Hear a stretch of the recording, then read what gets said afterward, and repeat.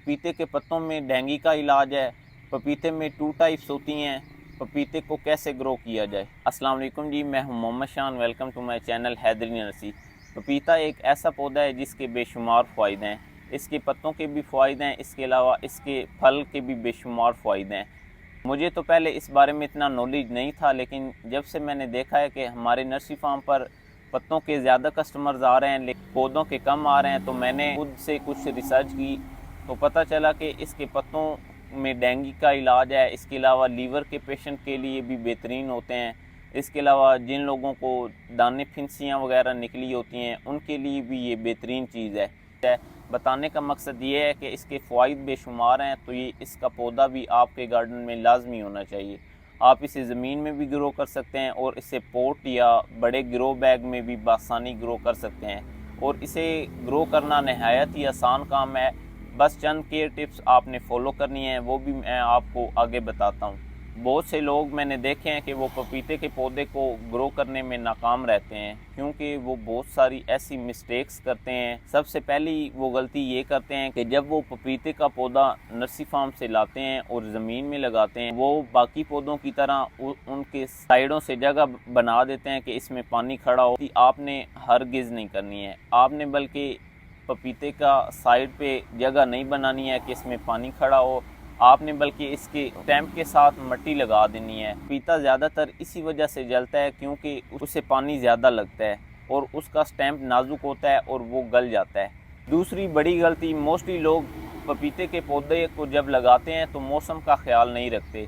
आपने अक्सर देखा होगा कि पपीता गर्मी में बहुत ज़्यादा ग्रो करता है, जबकि सर्दी में बिल्कुल इसकी ग्रोथ रुक जाती है, बल्कि अगर छोटा पौधा हो तो वो डैमेज भी हो जाता है। आपने मौसम का ख़ास ख्याल रखना है।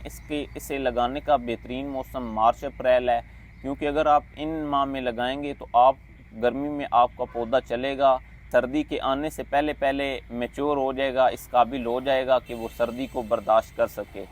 वैसे तो आप अगस्त सितंबर में भी इसका पौधा लगा सकते हैं, लेकिन मैं आपको वो हरगिज़ रिकमेंड नहीं करूँगा, क्योंकि आगे थोड़े माह रह जाते हैं सर्दी आने में।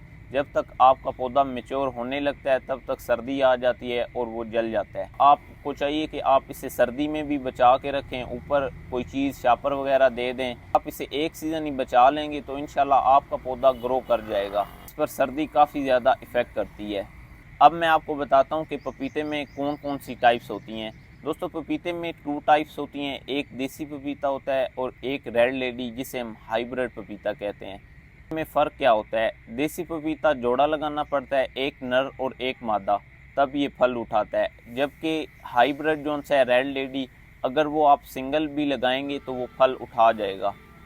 अब इनमें से आपको कौन सा पौधा लगाना चाहिए? दोस्तों, मैं आपको रिकमेंड करूंगा कि आप रेड लेडी हाइब्रिड पपीता लगाएं, क्योंकि देसी पपीता छोटा होता है, इसकी पत्तों से पहचान नहीं होती है कि कौन सा नर है और कौन सा मादा है। इसकी पहचान तभी होती है जब इस पे फूल लगते हैं। एक पौधे के फूल बिल्कुल स्टेम के करीब से लगते हैं, एक पौधा स्टेम से टहनी निकालता है और उस पे फूल लगते हैं।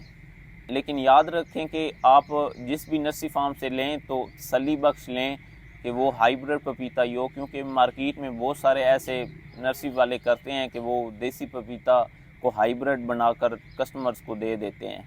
अब मैं आपको बताता हूँ कि आप इसे ग्रो कैसे कर सकते हैं।